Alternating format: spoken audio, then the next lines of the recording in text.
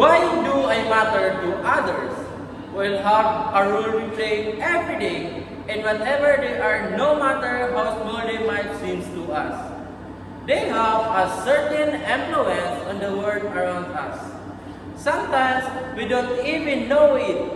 Other matters to me. For the friendship I develop, the help I offer, and the good I do. I may not always see the impact, yet my expenses, my debts, and my words are an important part of the people that share the space around me. One of the primary ways I matter is through the emotional support I provide to friends, family, and even acquaintances.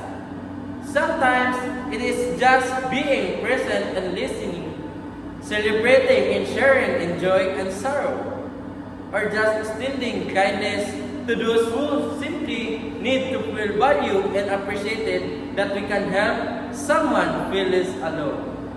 Through mentoring, supporting, or simply sharing knowledge, I play some part in helping someone else reach their goal.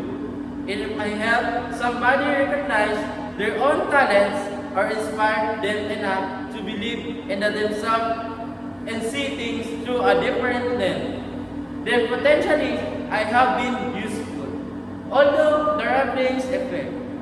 Recognizing why I matter to people helps me realize the weight of the instances, my choice, and my interaction. With other people, I am reminded that even the smallest contribution can have lasting effect, and that who I am in a person is valuable, as sometimes more valuable, that I appreciate.